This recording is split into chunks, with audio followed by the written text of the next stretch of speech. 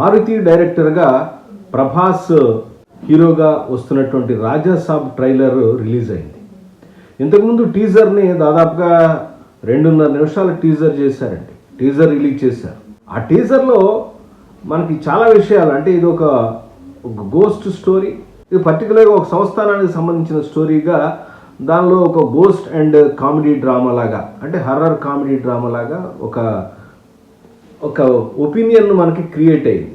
ప్రభాస్ని చూపించిన విధానం చాలామందికి నచ్చలేదు కూడా, కానీ ట్రైలర్ రిలీజ్ చేసిన తర్వాత నిజంగా అద్భుతంగా ఉంది. అంటే సినిమాలో ఏ ఎలిమెంట్స్ ఉన్నాయో ఆ ఎలిమెంట్స్ అన్నీ కూడా దీనిలో ఒక ట్రైలర్ ద్వారా ఒక డైరెక్టరు చూపించడానికి ప్రయత్నించాడు. పర్టికులర్గా ఇలాంటి ట్రైలర్స్ ఎప్పుడు ఉపయోగపడతాయంటే, ఒక పాపులర్ హీరో సినిమా వస్తుందంటే అభిమానుల్లో చాలా ఎక్స్పెక్టేషన్ ఉంటుంది. ఎట్లా చూస్తారంటే, ఇంతకుముందు వచ్చిన సినిమాలు ఎట్లా ఉన్నాయి వాటితో ఈ సినిమాను పోలుస్తూ ఉంటారు. ప్రభాస్కి వచ్చిన ప్రాబ్లం ఏంటంటే, నేను ప్రాబ్లం అన్నాను అనుకోక, నిజంగానే ప్రాబ్లమే. ప్రపంచంలో సూపర్ డూపర్ హిట్ అయిన సినిమాల్లో దాదాపుగా ఒక 2 సినిమాల్లో, బాహుబలి 1 and 2లో యాక్ట్ చేశాడు. ఆ తర్వాత వచ్చిన సినిమాలు కూడా వరల్డ్ వైడ్గా రిలీజ్ అయ్యాయి. సరదాగా చెప్తూ ఉంటారు మన వాళ్ళు, ప్రపంచంలో ఏ దేశానికైనా సరే పాస్పోర్ట్ లేకుండా వెళ్ళగలిగే ఒకే ఒక హీరో అంటే ప్రభాస్ అంటూ ఉంటారు. సరదాగా చెప్తూ ఉంటారు, నిజంగా వాస్తవం కూడా. చాలామంది గుర్తుపడతారు కూడా. అంత పాపులారిటీ ఉన్న హీరో వస్తుందంటే ప్రతి హీరో యొక్క అభిమాని కూడా చూస్తూ ఉంటారు. ఎందుకని? ప్రభాస్ పెద్దగా నెగిటివ్ కామెంట్స్ చేసేవాడు కానీ, ఏదో పాలిటిక్స్లో కానీ మరొకటి కానీ ఇంకొకటి మీద కానీ ఉండేది. అందరికీ కలిసిమెలిసి ఉండేటువంటి ఒక ఆర్టిస్ట్, అందరి యొక్క క్షేమాన్ని కోరుకునే ఒక ఆర్టిస్టు. రెండోది, ఆయన డార్లింగ్ అంటే నిజంగానే డార్లింగ్. అందువల్ల అందరి అభిమానులు చూస్తూ ఉంటారు. అయితే ప్రభాస్ ప్రాబ్లం అనేది ఏంటంటే, ఇంతకుముందు హిట్ అయింది కదా బాహుబలి, ఆ రేంజ్ ఆ యాక్షన్ దీనిలో చూస్తూ ఉంటారు. ఏ హీరోకైనా సరే ఒక సూపర్ డూపర్ హిట్లు, ఇండస్ట్రియల్ హిట్ ఉందనుకోండి, అతని కెరియర్ మొత్తంలో ఇండస్ట్రియల్ హిట్స్ దాదాపు 4-5 ఉంటాయి. నటించిన ప్రతిదీ ఇండస్ట్రియల్ హిట్ ఎట్ అవుతుంది. అలా అవ్వాలని కోరుకున్నారనుకోండి అభిమానులు, నిజంగా మన హీరోని మనం నిజంగా కిల్ చేస్తున్నట్టే. అంటే అతను ఎక్స్పెరిమెంట్ చేయకుండా, రకరకాల కథల్ని ఎక్స్పెరిమెంట్ చేయకుండా ఉన్నట్టే. ఇప్పుడు చూడండి, పవన్ కళ్యాణ్ పరిస్థితి కూడా అట్లాగే. హరిహర వీరమల్లు ఒక రకంగా యావరేజ్గా ఆడింది. ఇప్పుడు మొన్న ఒక సినిమా వచ్చింది, అదే ఓజీ సినిమా. దానిలో అలాగే అతని ఎలివేషన్స్, అతను ఇదితోనే సినిమా అయిపోయింది. ఈ కేజీఎఫ్ వచ్చిన తర్వాత ప్రతి సినిమాలో ఏమవుతుంది, ఎలివేషన్స్. సినిమా అంతా ఎలివేషన్స్, కొట్టుకుంటూ ఉంటే కాల్చుకుంటూ ఉంటారు, ఎందుకో తెలియదు.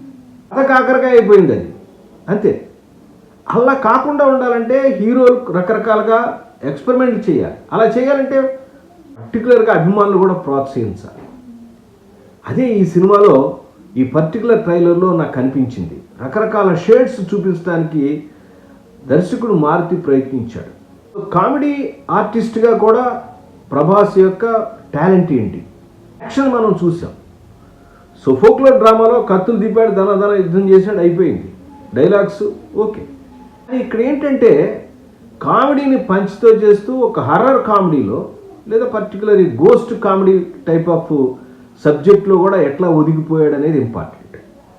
ఏ ఆర్టిస్ట్కైనా పర్టికులర్గా టెస్టింగ్ పాయింట్ ఏంటంటే కామెడీ టైమింగ్తో జనాలు కనుక నవ్వించగలిగి ఎంటర్టైనింగ్ చేయగలిగాడంటే ఆ ఆర్టిస్ట్కి తిరుగులేదని అర్థం. అదొక ఇది పర్టికులర్గా ఒక బెంచ్ మార్క్ అంటారే, లేదా ఒక టెస్ట్ లాగా అనమాట.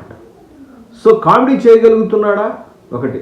రెండోది, శోకరసం, ఏడుపు వస్తున్నప్పుడు ఏం చేస్తున్నాడు, నిజంగానే అతన్ని ఆ శోకరసాన్ని చేయగలుగుతున్నాడా, లేదా ఏడుపు వస్తున్నట్లు కళ్ళు అడ్డం పెట్టుకుని అని ఏడుస్తున్నాడా. అద్భుతంగా అనిపించడం ఏంటంటే విజువల్స్. ఆ విజువల్స్ అన్నీ కూడా చాలా బాగా వర్కౌట్ చేశారు. ఒక స్టార్ హీరోతో, ఒక పాపులర్ వరల్డ్ ఫేమస్ ఉన్న హీరోతో ఎలా వర్కౌట్ చేయాలి అనే విషయంలో వాళ్ళు వేసినటువంటి పెద్ద సెట్ కానీ, ఆ సెట్లో వాళ్ళు ఎంచుకున్నటువంటి ఒక కథా విధానం కానీ చాలా అద్భుతంగా ఉంది. థ్రిల్లింగ్ ఎలిమెంట్స్ చాలా ఉన్నాయి. పర్టికులర్గా 3 హీరోయిన్లు ఉండటం పెద్ద పాయింట్ ఏం కాదు. 4 హీరోయిన్లు బ్లాక్ అండ్ వైట్ రోజుల్లోనే ఎన్టీఆర్ యాక్ట్ చేశారు, అది వేరే సంగతి. ఎంటర్టైన్మెంట్ పాయింట్ ఆఫ్ వ్యూలో కథ మనసుకి హత్తుకునేట్టు చెప్పారా లేదా అనేది మనం ఆలోచించాల్సిన అంశం. ఇప్పుడు ట్రైలర్ చూస్తే ఏమనిపిస్తుందంటే, ఇది ఒక ఇంట్రెస్టింగ్ ఫ్యాక్టర్ ఉన్నటువంటి ఒక కథ, చాలా ఇంట్రెస్టింగ్ నడిచే కథలాగా అనిపిస్తుంది. దానిలో ప్రభాస్ని రకరకాల షేడ్స్లో చూపించడానికి ప్రయత్నించారు. ఫియర్ కాంప్లెక్స్ ఉంది, దానిలోంచి ఒక కామెడీని క్రియేట్ చేశారు. దాంతో ఒక ఫైట్ కూడా చేసే యాక్షన్ ఎపిసోడ్స్ కూడా చూపించారు.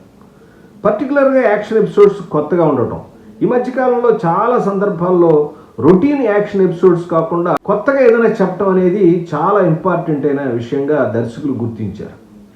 కాన్సెప్ట్ కొత్తగా లేకపోతే, చెప్పే విధానం కొత్తగా లేకపోతే సినిమాలు చూడట్లేదు. ఎన్ని కోట్లు పెట్టి మీరు తీసినప్పటికి కూడా, ఎన్ని రకాల గ్రాఫిక్స్ పెట్టినా, ఎన్ని జిమిక్స్ చేసినా చూడట్లేదు. పెద్ద అయినా చిన్న అయినా సరే ఆడియన్స్ అందరూ కూడా కొత్త కంటెంట్ను కోరుకుంటున్నారు. కంటెంట్ని కొత్తగా చెప్పటం, ఎంత న్యాచురల్గా చెప్పారు. దాన్ని బిలీవబిలిటీ అంటారు, రిలేటబిలిటీ అంటే నమ్మటానికి అవకాశం ఉన్నంత. అంటే సినిమా అంటే నమ్ముతారా, అన్నీ కూడా నిజాలు చూపిస్తారా, డాక్యుమెంటరీనా అని అడగండి. సినిమా అనేది చూస్తున్నప్పుడు నిజ జీవితంలో జరిగిన సంఘటనలకు దగ్గరగా ఉన్నప్పుడు ఆడియన్స్ కూడా ఫీల్ అవుతూ ఉంటారు. ఒక మనిషి ఇలా దాని మీద కొట్టాడు అనుకోండి, ఆ మనిషికి ఎంత దెబ్బ తగిలితే దాని ఇంపాక్ట్ ఎలా ఉంటుందో చూపించాలి. ఒక మనిషిని సరదాగా అంటే కామెడీ చూపించినప్పుడు ఇలా కొడితే ఆకాశంలో ఎక్కడికో వేరే గ్రహంలోకి వెళ్ళిపోయినట్టు చూపించవచ్చు కామెడీలో, దాని ఇంపాక్ట్ ఉంటుంది. ద రియాలిటీని ఫీల్ అవ్వాలంటే, ఆ ఎమోషన్ ఫీల్ అవ్వాలంటే రియాలిటీకి దగ్గరలాగానే ఉండాలి. దీనికి ఒక చిన్న ఉదాహరణ చెప్తాను. మా మేనమామ గారు ఆయన ఉండేవాడు, ఆయన కృష్ణరాజు గారికి బాగా ఫ్యాన్. ఆయన మేము ఇప్పుడు కృష్ణ, ఎన్టీఆర్ గారు, తర్వాత అక్కినేని నాగేశ్వరరావు గారు, ఇట్లా రకరకాల మా బ్రదర్స్ అందరూ ఉండేవాడు. నేను ఆయన అడిగాను, మావయ్య నువ్వు ఎందుకు పర్టికులర్గా కృష్ణరాజు గారిని ఫేవరెట్ హీరోగా పెట్టుకున్నావు అంటే, ఆయన హీరో సినిమా వచ్చిందంటే, కృష్ణరాజు సినిమా వచ్చిందంటే ఇంకా ఆయన పూనకాలు ఉండేవి మా మేనమామ గారికి, అట్లా ఉండేదన్నమాట. ఆయన చెప్పిన సమాధానం నాకు ఇప్పటికి కూడా రిలయబిలిటీ, రిలేటబిలిటీ అనే దానికి నాకు సమాధానంగా దొరుకుతూ ఉంటుంది. ఇదే చాలా ఎగ్జాంపుల్స్ చెప్పాను, చాలాసార్లు ఎగ్జాంపుల్ చెప్పాను. నేను ఇక్కడే కాదు, క్లాస్లో కూడా చెప్పాను. ఆయన 6 feet అట్టా ఉంటాడు, హైట్ ఉంటాడు, మంచి అట్టా కట్టా ఉంటాడు మనిషి. ఇట్లా భేడని గుద్దాడంటే అవతల వాడు పడిపోయాడు లేదా దెబ్బ తగిలాడంటే ఒక మన ఫీలింగ్ కలుగుతుంది. ఎంతెంత హీరోలు ఉంటారా, చంద్రమోహన్ ఇలా చిన్న చిన్న సన్నగా ఉన్న హీరోలు గుద్దితే అవుతారు, అవతల పడతాడు, ఈడే పడతాడు కింద. సో ఆయన ఫైట్ చేసినా సరే, ఒక యాక్షన్ చేసినా సరే మనకి ఉత్సాహం వస్తున్నా అంటే ఆ ఫిజిక్ కానీ, ఆ ఎమోషన్ కానీ, ఆ బాడీ, ఆ పర్టికులర్ అరేంజ్మెంట్స్ అని కూడా నమ్మదగ్గగా ఉండటం అనేది ఈ పర్టికులర్ అభిమానులు కానీ, రకరకాల ఆడియన్స్ని కానీ అట్రాక్ట్ చేస్తుంది. ఇప్పుడు మన సినిమాలో చూస్తున్నాం, ఒక ఆయన హెలికాప్టర్లో దూకుతాడు, రమ్మని పెరుగుతాడు, 100 kilometers వేగంతో వెళుతున్న ట్రైన్ ఉంటుంది, ట్రైన్ నుంచి నడక్కని దూకుతాడు. దూకితే ఎక్కడ ఉంటాడు? ఏమాత్రం ఒక 10th class చదువుకున్న సైన్స్ జ్ఞాపకం ఉన్నటువంటి స్టూడెంట్ కూడా ఆశ్చర్యపోతాడు, నవ్వుతాడు అన్నమాట కామెడీగా. అక్కడి నుంచి టక్కని దూకుతాడు, దాన్ని ట్రైన్ ఆపేస్తాడు. ఏమిటో ఇవన్నీ కూడా మాయలు మంత్రాలు ఉన్నటువంటి రోజుల్లో కూడా ఇట్లాంటి ఫైట్స్ తీయలేదు. సో అప్పుడు ఏమవుతుందంటే జనాలకి కామెడీ అయిపోతుంది. అంటే ఆర్టిస్ట్ చేసినటువంటి ఇంటెన్స్ యాక్షన్ వల్ల కూడా కామెడీ మ్యాటర్గా అయిపోతుంది. అంటే చాలా ఉత్కంఠభరితంగా చూస్తున్న ఆడియన్స్ ఏం చేస్తారంటే రిలాక్స్ అయిపోతారు. ఇందువల్లే చాలా పెద్ద పెద్ద సినిమాలు కూడా ఎందుకు పనికి రాకుండా బాక్సాఫీస్ దగ్గర ఫెయిల్ అయిపోతున్నాయి. ఇలా చాలా విషయాలు అనిపిస్తూ ఉంటుంది. నాకు ఈ ట్రైలర్ చూసినప్పుడు మాత్రం నాకు అనిపించింది ఏంటంటే, చూడటానికి ఒక కొత్త అట్మాస్ఫియర్లో ప్రభాస్ని చూపించారు. దానిలో ఒక కొత్త యాంగిల్ తీసుకొచ్చారు. ఇప్పుడే ట్రైలర్ చూసే కథ మొత్తాన్ని నేను చెప్పడానికి ప్రయత్నించను. అదంతా ఒక సరదాగా చెప్పుకోవచ్చు, కానీ మనం అట్లా ఊహించడం అంత మంచి పద్ధతి కాదని. సినిమా వచ్చిందో చూద్దాం. January 9న సినిమా రిలీజ్ అవుతుంది 2026లో. ఇప్పుడు కాదు, అప్పటిదాకా ఆగాలి. ఈ మధ్యలో ఎన్ని రకాల ట్రైలర్స్ వస్తాయో, ఎన్నో వస్తాయో.